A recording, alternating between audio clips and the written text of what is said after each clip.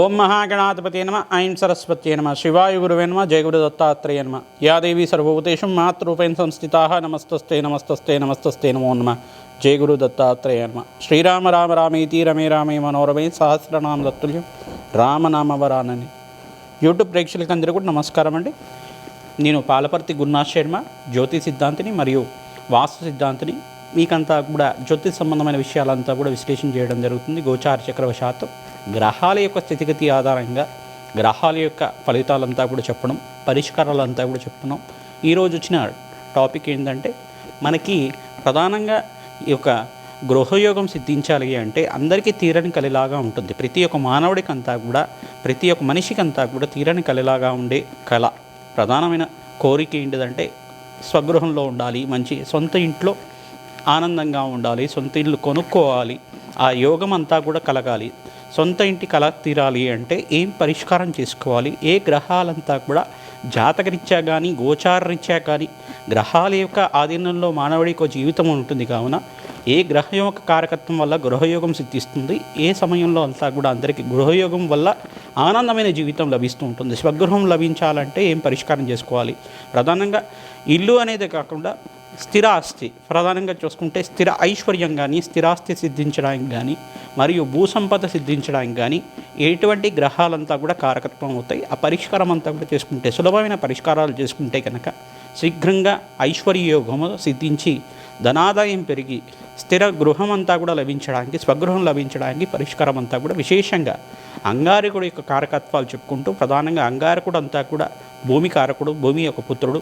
మరియు ఇక్కడ సొంత ఇంటి కారకుడంతా కూడా అంగారకుడు అని చెప్తారు. ప్రధానంగా బృహస్పతి యోగం అంతా కూడా గురుబలం కుదరాలి, శుక్రబలం కుదరాలి. వివిధ గ్రహాలు ప్రధానంగా చూసుకుంటే చతుర్థాధిపతి ఎవరైతే కనుక లగ్న చక్రవశాత్తు చతుర్థ ఆధిపతి అంతా కూడా యొక్కరంలో ఉండాలి. చతుర్థ స్థానంలో కూడా మంచి గ్రహాలు ఉండాలి. మరియు నవమ స్థానము, దశమ స్థానం అంతా కూడా యొక్కరంగా ఉండాలి.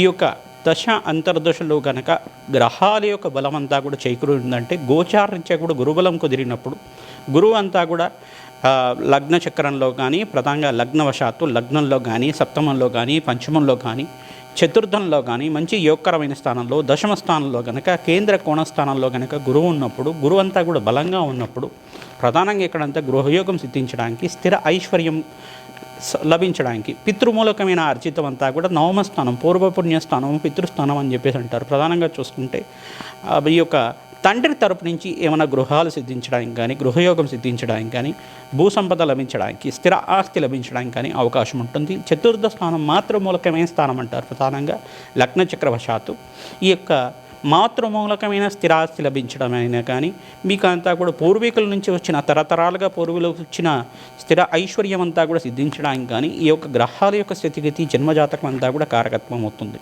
ప్రధానంగా మీకు అంతా కూడా స్థిర ఐశ్వర్యం లభించడానికి, అంతా కూడా భూసంపద, గృహయోగం సిద్ధించడానికి ఏ గ్రహాల యొక్క స్థితిగతి ఆధారంగా మేషాది ద్వాదశ రాశుల వాళ్ళకి చేసుకోవాల్సిన పరిష్కారం అంతా కూడా సులభమైన పరిష్కారం. శీఘ్రంగా మేము చెప్పే పరిష్కారం చేసుకుంటే అతి శీఘ్రంగా మీకంతా కూడా కళ నెరవేరే అవకాశం అంతా కూడా సిద్ధిస్తుంది. ఈ పరిష్కారం చేసుకుంటే చాలు.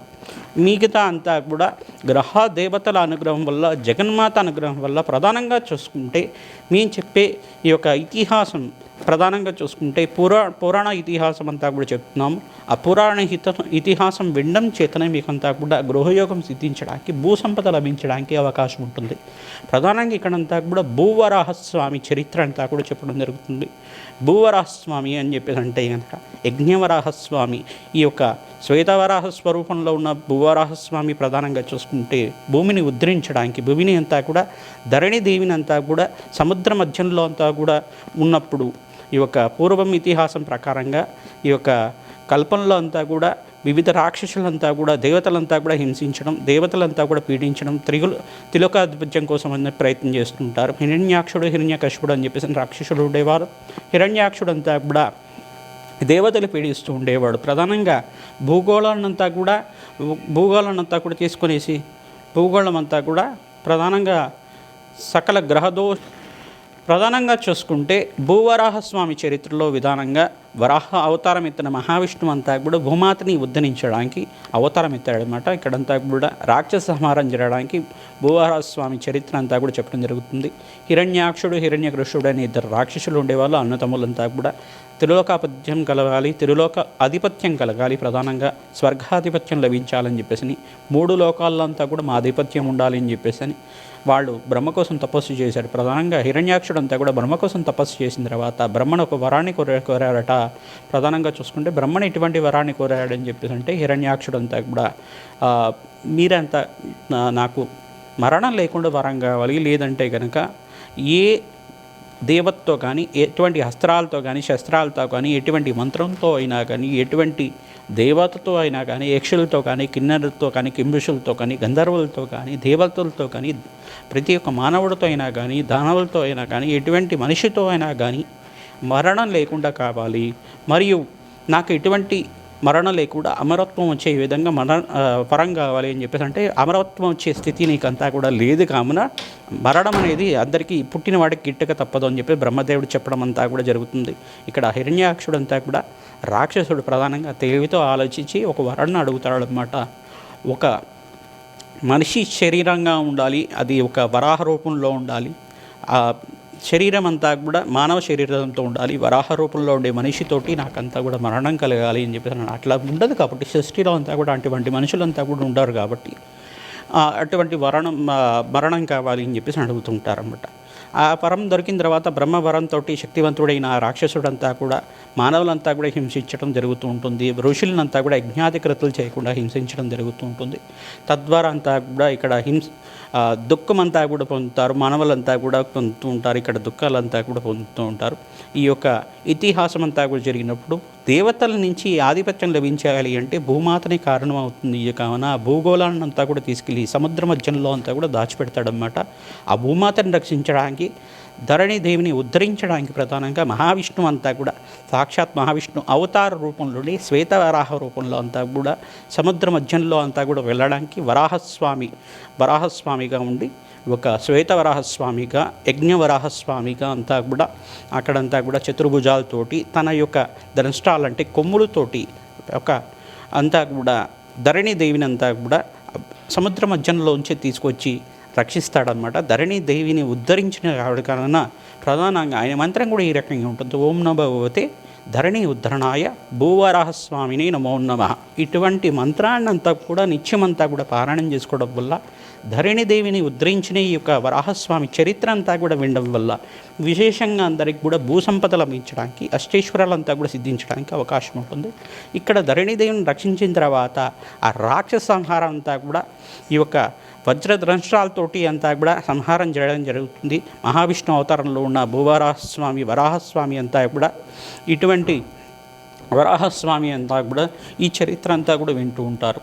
ప్రధానంగా హిరణ్యాక్షుడు అంతా కూడా సంహారం జరిగింది. తద్వారా దాని తర్వాత హిరణ్యకశిపుడు అంతా కూడా నరసింహస్వామి అవతారంలో కూడా సంహారం జరిగింది. కథ విశేషాలంతరికి కూడా తెలుసు.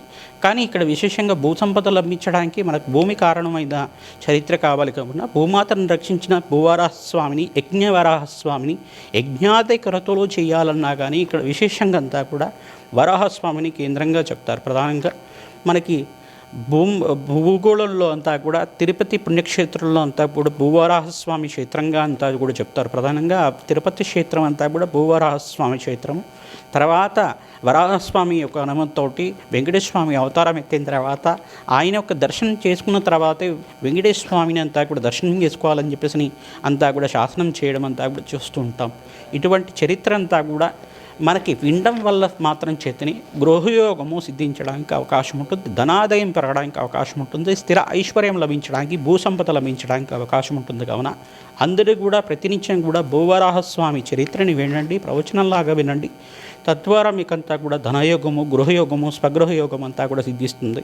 ఇక్కడ గోచారరీత్యా కానీ లగ్న చక్రవశాత్ కానీ అంగారకుడు, బృహస్పతి, శుక్రుడు అంతా కూడా చతుర్థాధిపతి, నవమాధిపతి, దశమాధిపతి, ఏకాదశంలో పుణ్యగ్రహాలు ఉన్నప్పుడు, గోచారరీత్యా గురుబలం కుదిరినప్పుడు, శుక్రబలము, అంగారక బలం అంతా కూడా కుదిరినప్పుడు యోగకరంగా మీకంతా కూడా శీఘ్రాతి శీఘ్రంగా మేషాది ద్వాదశ రాశుల వాళ్ళకి శీఘ్రంగా గృహయోగము, ధన సంపద, స్వగృహయోగము, భూ సంపద అంతా కూడా స్థిర ఆస్తి లభించడానికి, పూర్వీకుల ఆస్తి అంతా కూడా లభించడానికి అవకాశం ఉంటుంది. కావున అష్టైశ్వర్య యోగం అంతా కూడా అందరికీ కలిగి గృహయోగం సిద్ధించాలి, స్వగృహయోగం కలగాలని చెప్పి ఆశీర్వాదం చేస్తున్నాం. మేషాది ద్వాదశ రాశుల వాళ్ళకి విశేషంగా ఎటువంటి పరిష్కారాలు చేసుకుంటే కనుక శీఘ్రంగా గృహయోగం సిద్ధిస్తుంది, ఐశ్వర్యయోగం కలుగుతుంది. తద్వారా ఆనందమైన జీవితం జీవిస్తారో తెలుసుకుందాం. కన్యా రాశి, కన్యా లగ్న జాతకులు విశేషంగా అంతా కూడా గోచారరీత్యా గురుబలం సిద్ధించినప్పుడు మీకంతా కూడా గృహయోగం సిద్ధిస్తుంది. విశేషంగా మీకంతా కూడా గృహయోగం సిద్ధించాలి, భూసంపద లభించాలి, స్థిర ఆస్తి లభించాలి అంటే కనుక పూర్వ పుణ్యస్థానం కేంద్రంగా అంతా కూడా చెప్తారు. మీకంతా కూడా పంచమ స్థానము, చతుర్థ స్థానం అంతా కూడా గృహస్థానం చెప్తారు. ప్రధానంగా ఈ యొక్క గ్రహాలు శుక్రుడు అంతా కూడా యొక్కరంగా ఉండాలి, అంగారకుడు యొక్కరంగా ఉండాలి. విశేషంగా మీకంతా కూడా ఇక్కడ భూమి కారకుడైన అంగారకుడు అంతా కూడా యొక్కరంగా ఉండాలి, శుక్రుడు యొక్కరంగా ఉండాలి. మరియు ఇక్కడ చతుర్థాధిపతి అయిన బృహస్పతి యొక్కరంగా ఉండాలి. మీకంతా కూడా విశేషంగా చూసుకుంటే కనుక ఇక్కడైతే కనుక గోచారరీత్యా గురుబలం కుదిరినప్పుడు మీకంతా కూడా ఈ సంవత్సరం మీకు అక్టోబర్ 18 తర్వాత మీకంతా కూడా మంచి యోగకరమైన జీవితం జీవించడానికి అవకాశం ఉంటుంది. బృహస్పతి అంతా కూడా మార్పు అతిచారంలో జరిగిన తర్వాత మీకంతా కూడా గృహయోగం సిద్ధించడానికి ప్రణాళికలు వేసుకోవచ్చు. మీకంతా కూడా సకాలంలో లోన్స్ తీసుకొనైనా కానీ గృహయోగం కోసం ప్రయత్నం చేసుకోవచ్చు. మంచి అవకాశాలు సిద్ధిస్తాయి. జన్మజాతకం వృషాత్తు మీదంతా కూడా జ్యోతిష్ పండితులతో విశ్లేషణ చేసుకున్న తర్వాత జప హోమ శాంతి కార్యక్రమాలు ఆచరించుకున్న తర్వాత మీకంతా కూడా మంచి అవకాశాలు లభించి అష్టైశ్వర్య యోగం సిద్ధించడానికి ఈ విశ్వాసన సంవత్సరంలో మంచి రాజయోగంతో విపరీత ధనయోగాలంతా కూడా సిద్ధించడానికి అవకాశం ఉంటుంది. ప్రధానంగా ఇక్కడ సప్తమ స్థానంలో శని అంతా కూడా దోషకారిగా ఉన్నాడు. కావున ఈ శనీశ్వరు ప్రీతికరంగా జప హోమ శాంతి కార్యక్రమాలు చేసుకోవడం, తైలాభిషేకం చేయడం, తిలలు దానం చేసుకోవడం యోగకరంగా ఉండాలి. ఈ యొక్క చెప్పిన జప గ్రహాలకి అంతా కూడా అంగారకుడు, శుక్రుడు మరియు బృహస్పతి ఈ యొక్క గ్రహాలకి ప్రధానంగా ఇక్కడ బుధుడు, శుక్రుడు కూడా యోగకరంగా ఉండాలి. మీకంతా కూడా అంతా యోగకరంగా ఉండడం, జన్మజాతకంలో గ్రహబలం కుదిరినప్పుడు, దశాధిపతి యోగకరంగా ఉన్నప్పుడు, అంటే ఈ యొక్క మహర్దశ నడుస్తుందో ఆ మహర్దశ అధిపతి అంతా కూడా ప్రధానంగా దశాధిపతి అంటారని అంతా కూడా ఆ దశాధిపతి యోగకరంగా ఉన్నప్పుడు మీకంతా కూడా దశానాథుడు యోగకరంగా ఉన్నప్పుడు ఈ యొక్క గ్రహయోగం వల్ల మీకు అంతా జగన్మాత అనుగ్రహంతో, భూవరాహస్వామి అనుగ్రహంతో గృహయోగం అంతా కూడా సిద్ధించడానికి అవకాశం ఉంటుంది. దత్తాత్రేయ అనుగ్రహంతో మీకు అంతా కూడా మంచి ఐశ్వర్యయోగం అంతా కూడా సిద్ధించడానికి అవకాశం ఉంటుంది. మీరంతా కూడా కుష్మాండ దానం చేయడం యొక్కరం ఉంటుంది. గోమాత సేవలో ఆచరించండి. మంచి రాజయోగంతో ధనాదాయం పెరగడానికి, గృహయోగం సిద్ధించడానికి, మంచి గురుబలంతో మీకంతా కూడా ఆనందమైన జీవితం జీవించడానికి అవకాశం ఉంటుంది. కావున ఈ పరిష్కారం అంతా కూడా కన్యారాశి, కన్యా లగ్న జాతకులకి విశేషంగా చెప్పడం జరుగుతుంది.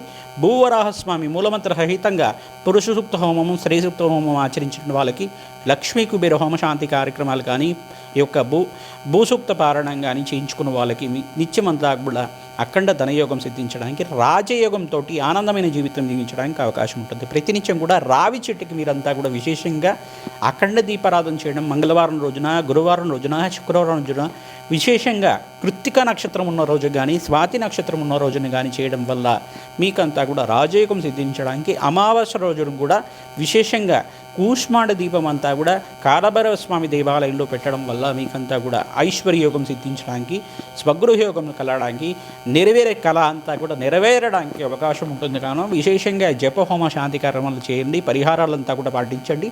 రాజయోగంతో మీకంతా కూడా స్వగృహం లభించడానికి అవకాశం ఉంటుంది. జయ గురుదత్త.